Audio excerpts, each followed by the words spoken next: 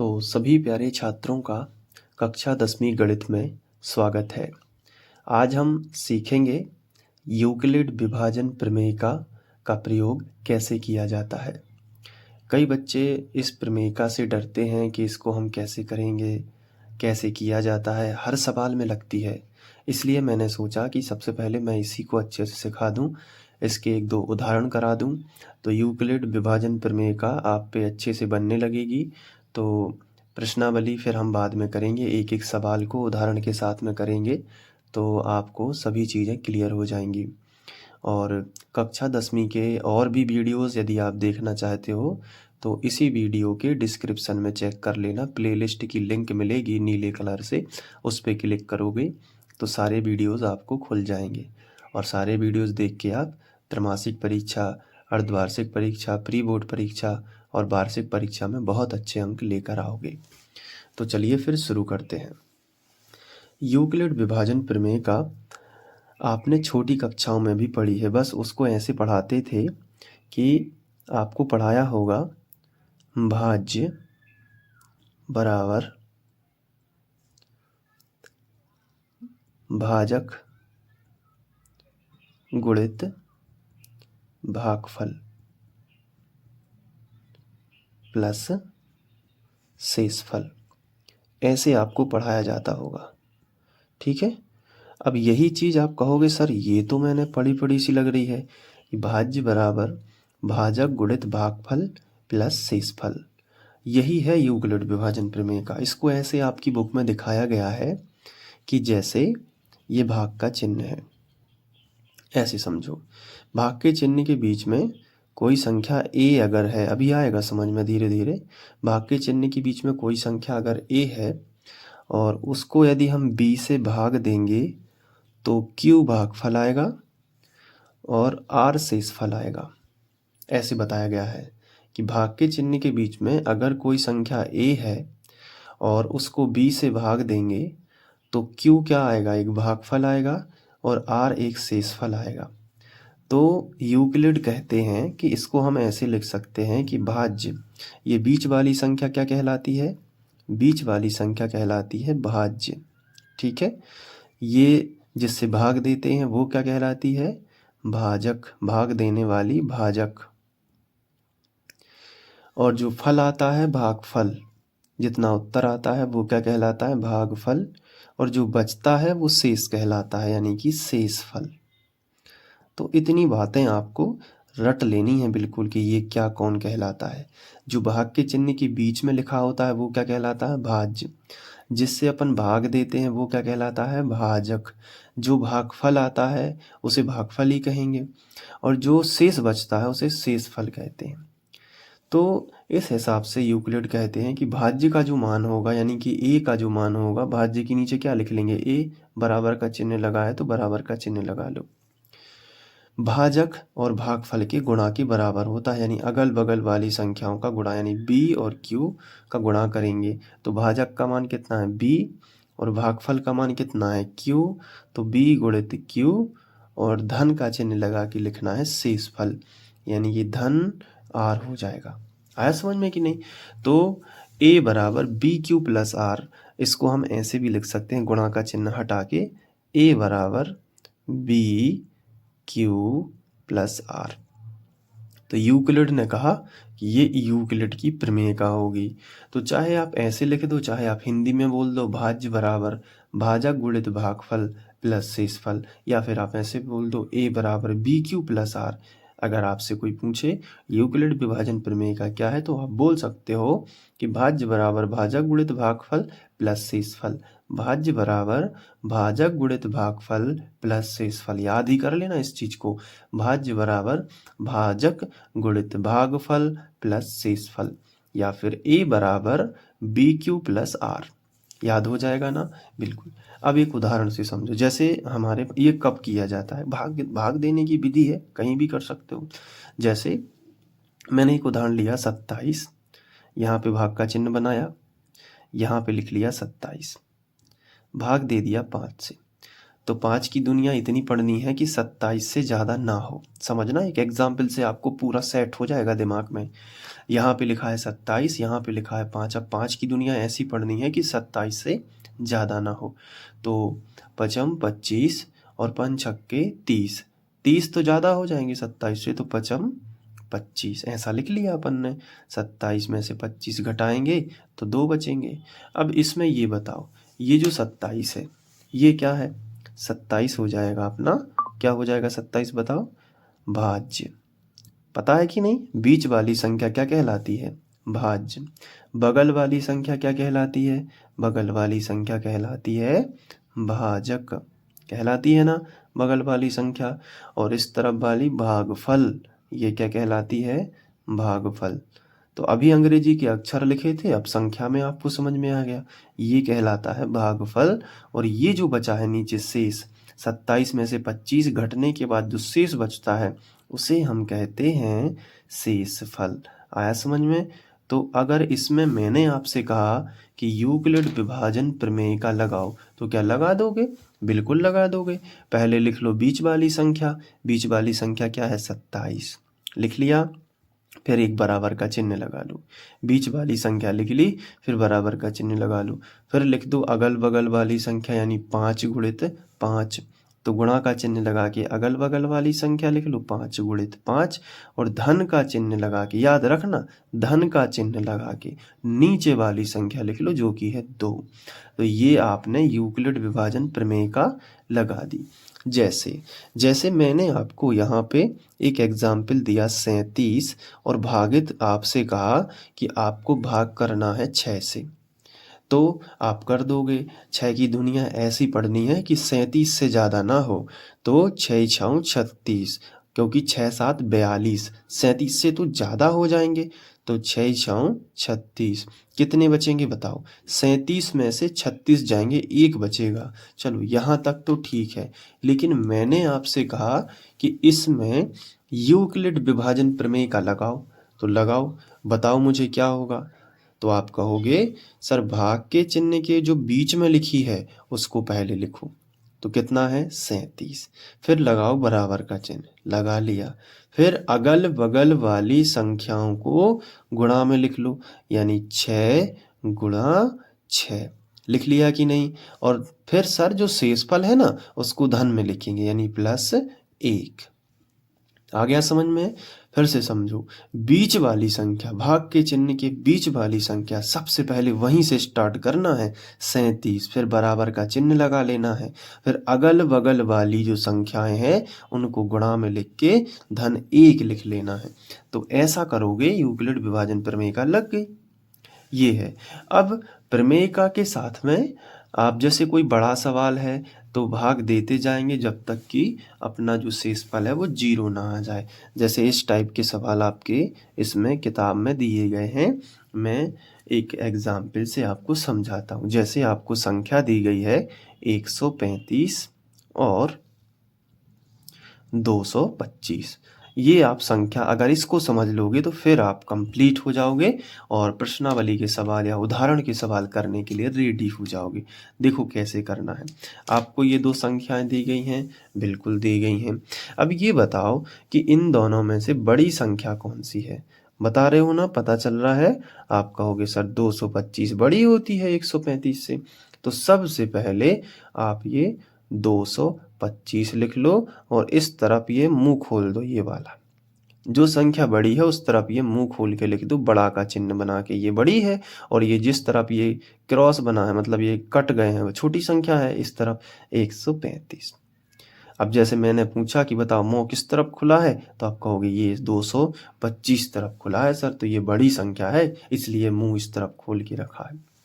तो सबसे पहले जब आपको 2 संख्याएं दी जाएंगी, जब आपको 2 संख्याएं दी जाएंगी तो उसमें से जो बड़ी संख्या होती है ना उसको पहले लिखोगे और उस तरफ ये मुंह खोलोगे और 135 लिख लिया। अब इसमें आपको यूक्लिड विभाजन प्रमेय का लगानी है, तो आप रफ में जाओगे और एक भाग का चिन्ह बनाओगे, अच्छा सा बना लोगे। ये आपने भाग का चिन्ह बना लिया। अब जैसे ही आपने ये भाग का चिन्ह बनाया, अब भाग के चिन्ह के बीच में बड़ी संख्या लिखना, हमेशा भाग के चिन्ह के बीच में बड़ी संख्या लिखोगे 225, आ गया समझ में। और इधर लिखोगे साइड में लेफ्ट तरफ 135, ये लिख लिया। अब हम करेंगे भाग। तो 135 की दुनिया ऐसी पढ़नी है कि 225 से ज़्यादा ना हो पाए। तो अपन ने पढ़ी, तो अपन रफ में चले गए और देखो ऐसा मैंने एक कागज़ का इस्तेमाल कर लिया यहाँ पे, ठीक है। अब हम क्या करेंगे, गैस करेंगे। 135 से कम 135 होते हैं, 2 बार में देखते हैं कितने हो जाते हैं। 2 पंचे 10, 10 का शून्य, हासिल आ जाएगी 1, 2 तिया 6 और 1 हासिल की जोड़ लो, कितने हो गए 7 और 2 एकम 270। तो यहाँ तो हमें पता चला कि ये तो 270 225 से ज़्यादा है। तो फिर कितने बार जाएगा, एक ही बार कर लो, कम होने चाहिए, ज़्यादा ना हो। तो 135 एकम 135, आया समझ में कि नहीं। तो ऐसे ही करने होते हैं। अब घटा लो, यहाँ पे घटाना पड़ता है। 5 में से 5 जाएंगे तो 0, 2 में से 3 तो घट नहीं सकते, तो 2 के मान लेते हैं 12 और 12 में से 3 जाएंगे तो यहाँ पे कितने बचेंगे 9, ठीक है, क्योंकि 9 10 11 12। अब यहाँ पे देखो, अब 1 बचा, 1 में से क्योंकि उधार दी थी इसको 12 हो गए थे ना ये, तो यहाँ पे 1 माना जाएगा। अब 1 में से 1 जाएगा तो 0, तो 90 बचा। तो एक बार ये शेषफल आ गया। तो ये पहला स्टेप हो गया जिसमें शेषफल हमें प्राप्त हो गया है और ये हमने भाग दे दिया है। अब इसमें अगर मैं आपसे कहूँ कि प्रमेय का लगाओ तो कैसे लगाओगे, तो मैंने आपको सिखाया है कि सर बीच वाली संख्या सबसे पहले लिखेंगे, यानी 225 पहले लिख देंगे, फिर बराबर का चिन्ह लगाएंगे। इतना तो आपको याद होना चाहिए कि बीच वाली संख्या पहले लिखेंगे, फिर बराबर का चिन्ह लगाएंगे, फिर अगल बगल वाली संख्याओं को गुणा में लिखेंगे, यानी कि 135 गुणा 1, ऐसा लिख लिया। और धन में शेषफल लिखेंगे, शेषफल हमेशा धन के साथ में लिखेंगे। तो एक धन का चिन्ह बना लिया और यहाँ पे 90 लिख लिए। तो ये आपने यूक्लिड विभाजन प्रमेय का लगा दी। क्या लगा दिया आपने, यूक्लिड विभाजन प्रमेय का। लेकिन इस भाग को हम आगे करते रहेंगे जब तक हमें शेषफल 0 प्राप्त ना हो। तो कैसे करोगे, जैसे ही शेषफल आया, शेषफल के बगल से भाग का चिन्ह बनाओ, ऐसे बना लिया। शेषफल के बगल से भाग का चिन्ह बनाओ। अब जो पहले इस तरफ देखो, जो सबसे पहले जो भाजक था उसे अब भाज्य बना लो। जो पहले लिखा था ना इस तरफ, उसको उठा के यहाँ पे रख लो। तो ऐसा हर बार करेंगे जब तक शेषफल 0 ना आए। तो 135 को उठा के यहाँ रख लिया, मतलब जस्ट इसके पहले वाला, ठीक है। तो 135। अब 90 की दूनियां पढ़ेंगे कि 135 से ज़्यादा ना हो। तो मैं रफ पेपर में आपको बताता, यहाँ पे देखो, 90 गुणित अगर 2 करेंगे तो 9 दूनी 18, 180 आएगा। 9 दूनी 18, 0 जो कहते हो, 180 आएगा। 135 है तो ये भी एक बार ही जाएगा। तो 90 एकम 90। अब फिर यहाँ पे लाइन खींचेंगे, घटाएंगे, क्योंकि शेषफल आना है। 5 में से 0 जाएंगे तो 5 ही बचेंगे। अब 13 में से 9 जाएंगे, 3 के मान लेते हैं 13, मतलब पूरे 13 ही मान लेते हैं। 13 में से 9 चले जाएंगे तो 4 बचेंगे, तो 45 आएगा, है ना, 45। तो फिर से एक बार शेषफल आ गया। जैसे ही शेषफल आए इधर दौड़ो अपनी प्रमेय का लिखने के लिए। शेषफल आए और प्रमेय का लिखने के लिए दौड़ो। शेषफल आ गया, प्रमेय का लिखो। अब भाग के चिन्ह में इतने में प्रमेय का लगाओगे, बहुत ध्यान से समझना। अब इतने में प्रमेय का लगाओगे, ठीक है। तो बीच वाली संख्या कैसे करते हैं, प्रमेय का कैसे लगाते हैं, बीच वाली संख्या सबसे पहले, यानी कि 135 को सबसे पहले लिखोगे, फिर बराबर का चिन्ह लगाओगे, फिर अगल बगल वाली संख्याओं का गुणा करोगे, यानी 90 गुणित 1, और फिर लिखोगे शेषफल, धन में लिखोगे शेषफल, यानी कि धन 45। प्रमेय का लिख गई, फिर वापस इधर आ जाओ। फिर हमें कब तक भाग देना है, जब तक शेषफल 0 ना आ जाए। तो 45 लिखा है, इसके बगल से ऐसा भाग का चिन्ह फिर से बना लो, यानी शेषफल के बगल से भाग का चिन्ह बनाओ और उसके जस्ट पहले जो भाजक था, यानी कि बिल्कुल अभी अभी जो भाजक बना था, उसको उठा के इधर लिख दो। जैसे जब ये था, इसके पहले का ये था, इधर लिख लिया। अब इसके पहले का तो भाजक ये है, ये नहीं लिखना, ये वाला इसके जस्ट ऊपर वाला, तो 90 है, तो 45 दूनी 90 होता है। तो 90 में से 90 जीरो आ गया ना, शेषफल जीरो। बस अब इसमें फिर से प्रमेयिका लगेगी। जैसे ही शेषफल आएगा, मैंने आपको बताया, ट्रिक बताई ना, कि जैसे ही शेषफल आए इधर दौड़ो, इधर आ जाओ, इधर देखो, इसमें लगाओ क्या, यूक्लिड विभाजन प्रमेयिका। तो बीच वाली संख्या सबसे पहले लिखोगे, यानी कि 90 पहले लिख लिया, बराबर अगल बगल वाली संख्याओं को गुणा में लिखोगे, यानी कि 45 गुणित 2, और धन में कितना होगा, जीरो, शेषफल जीरो। ये प्रमेयिका लग गई, शेषफल जीरो। तो इस हिसाब से हमें समझ में आता जा रहा है कि यहाँ पे कितनी प्रमेयिका लगी हैं, 3, एक ये लगी है, एक ये है और एक ये है। और तीनों प्रमेयिकाओं को जब मिला दोगे तो एक एल्गोरिथम कहलाता है। तीनों प्रमेयिकाओं को मिला के इसे हम बोलेंगे एल्गोरिथम, यानी कि प्रमेयिका के चरणों की एक श्रृंखला एल्गोरिथम कहलाती है। एल्गोरिथम क्या कहलाती है, प्रमेयिका के चरणों की एक श्रृंखला। तो इसकी परिभाषा अगर आपको याद करनी है तो अब मैं यहाँ पे लिख दे रहा हूँ कि एल्गोरिथम एक सुपरिभाषित चरणों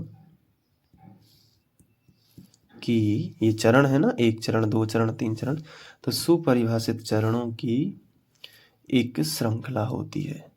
अगर आपसे कोई पूछे एल्गोरिथम की परिभाषा क्या है तो आप इसको लिख लेना, सुपरिभाषित चरणों की एक श्रृंखला होती है। गणित का रजिस्टर बना लेना, उसमें सब चीज़ें करते जाना, ठीक है, ठीक है।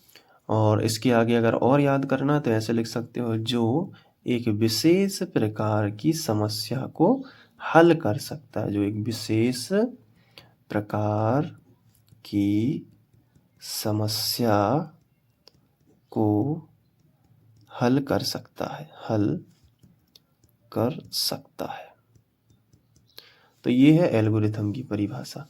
अब प्रमेयिका की परिभाषा क्या होगी, प्रमेयिका की परिभाषा क्या होगी, एक सिद्ध किया हुआ कथन होता है। प्रमेयिका क्या है, एक सिद्ध किया हुआ कथन, इसे एक अन्य कथन को सिद्ध करने में प्रयोग करते हैं। तो प्रमेयिका की परिभाषा मैं यहाँ लिख देता हूँ, ये भी नोट कर लेना। प्रमेयिका की परिभाषा कि प्रमेयिका एक सिद्ध किया हुआ कथन होता है जिसे अन्य कथन सिद्ध करने में प्रयोग किया जाता है। जैसे आप यहाँ पे देखोगे कि ये एक कथन है, a बराबर BQ प्लस R, या फिर ये एक कथन है, भाज्य बराबर भाजक गुणित भागफल प्लस शेषफल, लेकिन इसके जरिए हम दूसरे अन्य कथन प्रूव कर देते हैं कि अगर इसको भी भाज्य बराबर भाजक गुणित भागफल प्लस शेषफल के रूप में लिखा जाए तो इनका उत्तर भी 27 बराबर 27 होगा। मतलब अगर हमें भाज्य का मान चाहिए तो हम भाजक और भागफल का गुणा करके उसमें यदि शेषफल जोड़ दें तो हमारा भाज्य आ जाएगा, जो कि सही बात है। तो ऐसे भी हम कर सकते हैं। तो उम्मीद है आपको समझ में आ गया होगा। अब अच्छे से आप नोट कर सकते हैं, स्क्रीनशॉट में दे रहा हूँ, एक गणित का अच्छा सा रजिस्टर बना लो और उसमें बहुत अच्छे से पूरी प्लेलिस्ट के वीडियो देख लो, पूरी गणित बनने लगेगी, ठीक है। ऐसे भी करके आप पूरा पढ़ सकते हो। और आपको जो भी हो, जो जैसा भी लगता हो वीडियो, आप कमेंट में ज़रूर बताया करो, ठीक है। ये पूरा स्क्रीनशॉट ले लेना। एल्गोरिथम की परिभाषा, ये प्रमेयिका की परिभाषा है। ये तिमाही परीक्षा, 6 परीक्षा और अर्धवार्षिक जिसे बोलते हैं, और प्री बोर्ड परीक्षा वार्षिक में ये पूछे जा सकते हैं आपकी चारों परीक्षाओं में, ठीक है। तो बोर्ड एग्ज़ाम है, लापरवाही बिल्कुल नहीं करना है। 9वीं की गणित है, 10वीं की गणित है, सब पढ़ लो, ठीक है। अब आगे बढ़ेंगे हम लोग और उदाहरण 1 करेंगे। तो मिलते हैं नेक्स्ट वीडियो लेक्चर में, तब तक के लिए बाय, थैंक यू।